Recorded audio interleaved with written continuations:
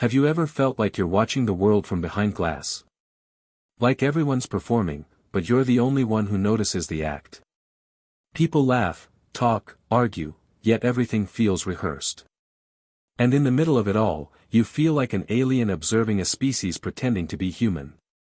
That's not insanity. That's hyperawareness, the curse of seeing through illusions most people need to survive. Awareness is supposed to be a gift. But for the outsider, the one who sees too much, it becomes a psychological burden. When you're hyper-aware, your mind doesn't rest. It analyzes tone, motive, contradiction.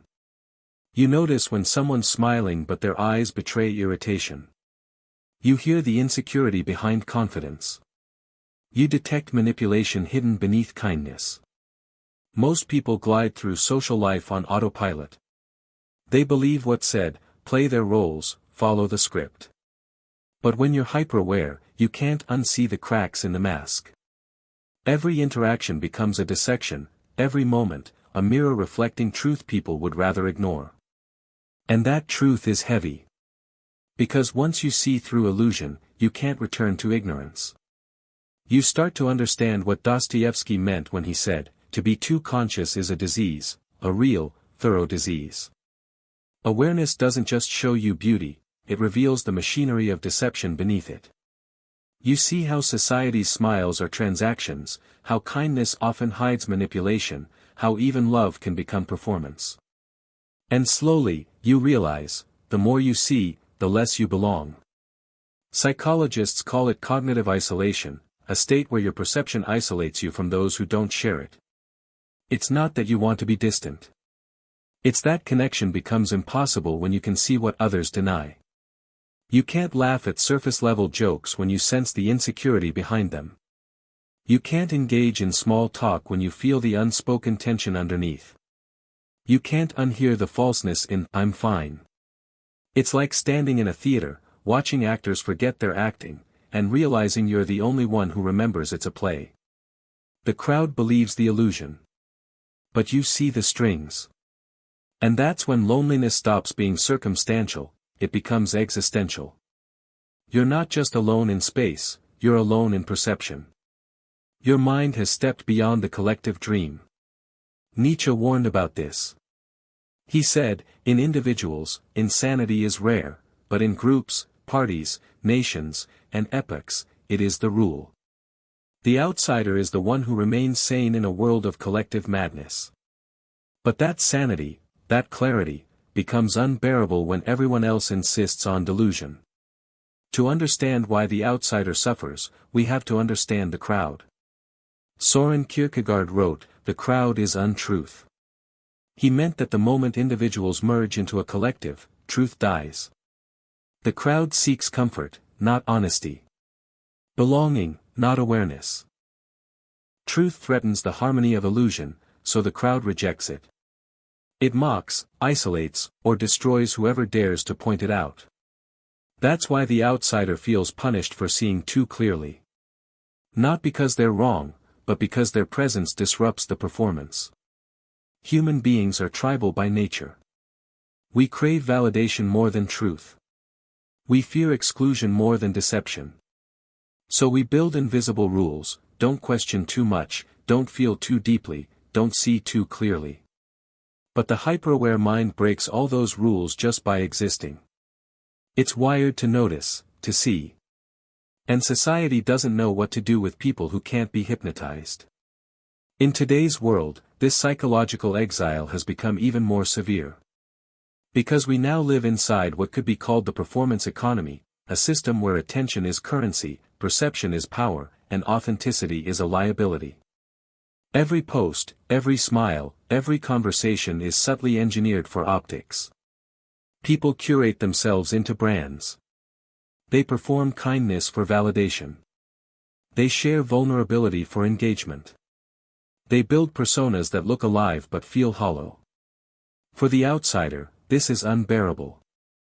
Because hyperawareness strips away the illusion of sincerity. You see how people measure worth in likes, not in truth. How morality bends to popularity. How meaning is sacrificed for applause. You can't join in, because to perform would be to betray yourself. But not performing means disappearing. And that's the paradox of awareness: to stay visible, you must lie. To stay honest, you must vanish. Throughout history, those who saw too clearly have always been exiled, mocked, or crucified. Socrates was executed for corrupting the youth, in truth, for asking forbidden questions. Nietzsche died mad, unable to reconcile the burden of seeing beyond morality. Kierkegaard died isolated, despised by the very church he exposed. The pattern is ancient: society punishes those who expose its contradictions. Because illusions keep order, and truth threatens chaos.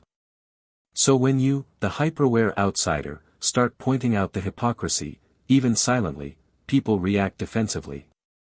They'll say you're too intense, too analytical, too cynical. But what they really mean is, you make them see what they've spent their whole lives avoiding. You are a mirror, and most people fear mirrors. Eventually, every outsider faces a choice: continue performing, or step away. And stepping away isn't cowardice, it's strategy. Strategic solitude is how the aware mind survives in a world built on noise. When you detach from the crowd, you regain your inner signal. You stop absorbing emotional static from others. You begin to think in your own voice again. Solitude becomes a form of hygiene, a detox from collective delusion. It's not running away from people. It's running toward truth. Because once you stop performing, you start observing. Once you stop talking, you start hearing. Once you stop seeking validation, you start feeling peace. And slowly, solitude transforms from loneliness into liberation. As Huxley said, the more powerful and original a mind, the more it will incline towards the religion of solitude. Solitude becomes the cathedral of the aware. It's where your mind stops apologizing for seeing too much, and starts learning how to live with it. Being hyper-aware is both a weapon and a wound. It protects you from deception but exposes you to despair. You see patterns others miss, but you also see pain others ignore. Your empathy deepens, but so does your sorrow. Your clarity sharpens, but so does your isolation. Yet inside this tension lies power. Because awareness, when channeled, becomes wisdom.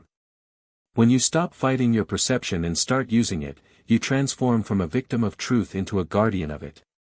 You begin to guide others, silently, gently, toward authenticity. Not by preaching, but by embodying what it looks like to live uncorrupted by illusion. You realize that being an outsider isn't a flaw, it's a function. The world needs people who see clearly, even if it hates them for it. Because every era's progress begins with someone who refuses to play along. At some point, exile becomes freedom. You stop mourning the world's falseness and start creating your own truth. You stop craving inclusion and start cultivating inner peace. You stop seeking validation and start mastering solitude. And in that silence, something extraordinary happens: your awareness, once a burden, becomes clarity. Your exile becomes sovereignty. You begin to live from the inside out, not from the outside in. You stop reacting to society's noise and start moving with intention.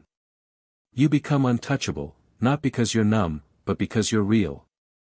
That's the true power of the outsider. They may walk alone, but they walk awake. They see through illusion and still choose truth. They live without applause, yet radiate authenticity. As Nietzsche said, the higher we soar, the smaller we appear to those who cannot fly. The outsider soars, quietly, invisibly, above the noise. So if you've ever felt like you see too much, like you can't unsee the masks, understand this: you're not broken, you're awake. You're not antisocial, you're authentic. You're not cynical, you're conscious. The world calls it loneliness, but it's actually evolution. You've stepped beyond illusion, and few ever do. Hyper-awareness isn't a curse. It's the initiation into deeper truth.